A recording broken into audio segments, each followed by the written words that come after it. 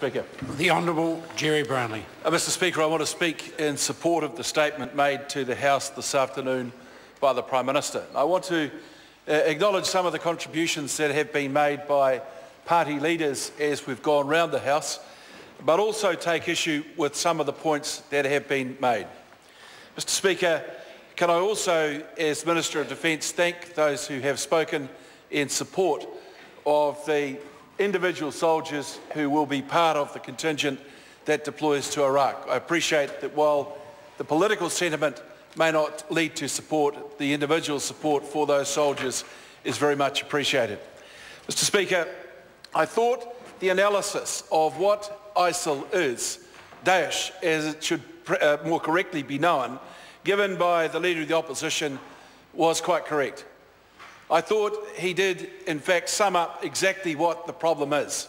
This is a mercurial enemy, a stateless enemy, an evil enemy that knows no bounds for where it would perpetrate its evil. It's arguable, sir, that it doesn't even find its moral authority inside the Quran. And there will be tens of millions of Muslims who agree with that.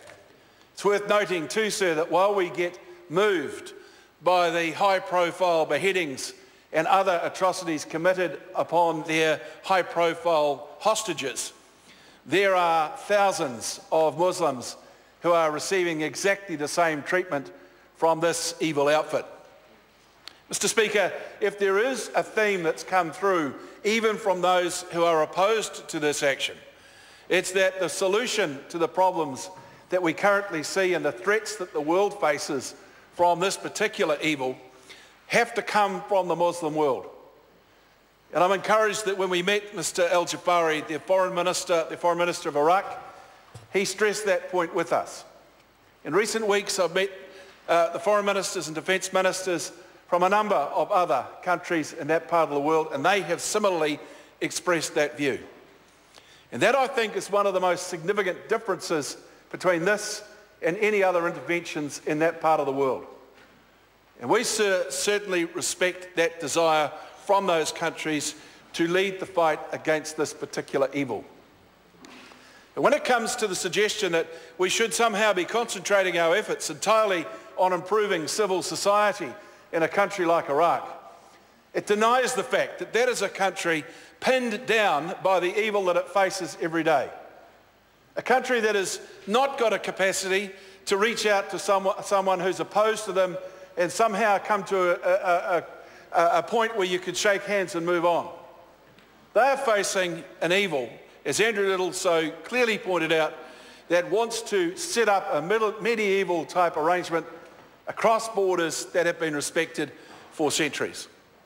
So, Mr Speaker, the only way forward is firstly to be able to tackle that particular evil, Daesh, with military action. Now, Iraqis are prepared to do that.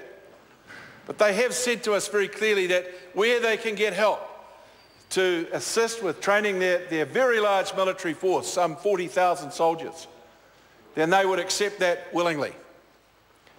And I note, sir, that every one of the civil interventions that have been raised as prospects this afternoon by the Labor and Green parties occur outside the so-called wire, beyond a military camp, beyond a boundary that can be protected, just out there in the ether, offering good advice to people about the best way to run things. Well, that, sir, flies completely counter to everything that Winston Peters had to offer and that Peter Dunne had to offer.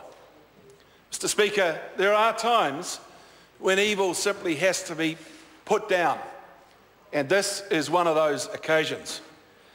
Mr Speaker, the suggestion was that we can contribute more if we help a country like Iraq diversify its economic base, particularly in agriculture. But when you've got a country where its most fertile regions are beset by daily improvised explosive device tragedies, kidnappings, and other just general lawlessness, then it won't matter how many field advisors with clipboards and UN hats we put in the field, there will be no change. There has to, at some point, be a government that is supported to take control of its country. And the difference that we observe between the arrangements that were in place for a government perspective, the beginning of 2014 to now, is quite different. And reaching out across the sectarian differences and factions in that country is something that we should be supporting. Mr. Speaker, this contribution from New Zealand is very well considered. The ridiculous suggestion from the Green Party that this was somehow a deal cooked up in another country and imposed upon us is just that, completely ridiculous.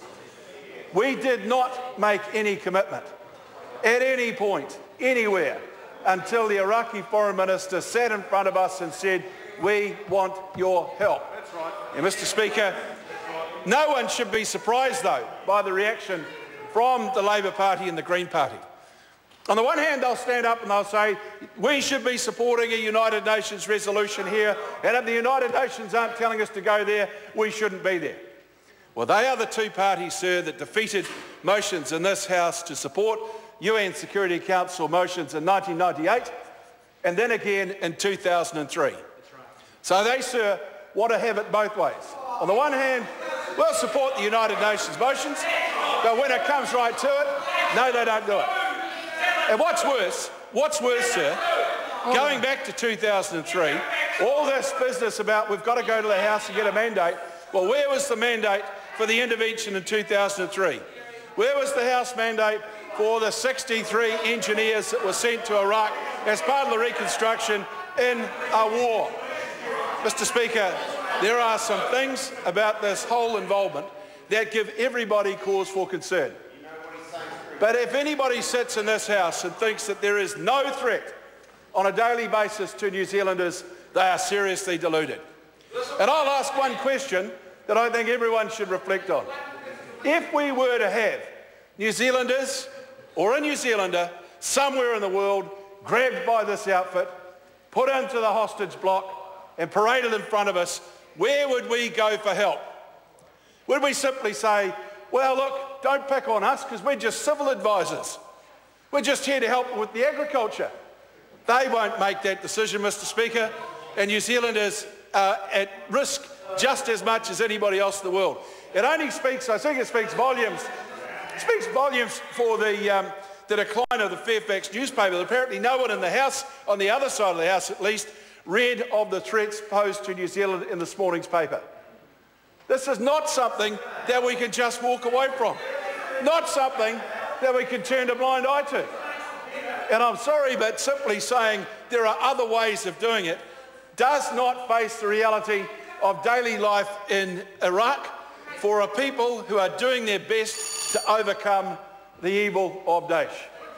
Mr. Speaker, people over there can say, what difference does it make? Yet I know in other circumstances, they'll come in here and talk about how one person can make a difference in all number of other cases. Well, sir, what we are doing here is simply sticking our hand up and saying, we want to get rid of this. We don't see it as being legitimate. And it's not about saying there is a divide between the Western world and the Muslim world. Because as I said before, the Muslim world is suffering from these people as much as anybody else, if not significantly more. Mr. Speaker, our troops will go into this mission with the appropriate protections. We've said we'll make sure of that. They, sir, will make a contribution to the security of not only the future of the Iraqi government, legitimately in place, but also to New Zealanders who travel so much around the world. And, sir, we make a statement about what we are prepared to tolerate on our own shores. Mr. Speaker, this is not a huge intervention. It is a modest intervention. Our people have the expertise to make a difference, and, sir, we are very pleased to be supporting them in this endeavour. Mr. Speaker.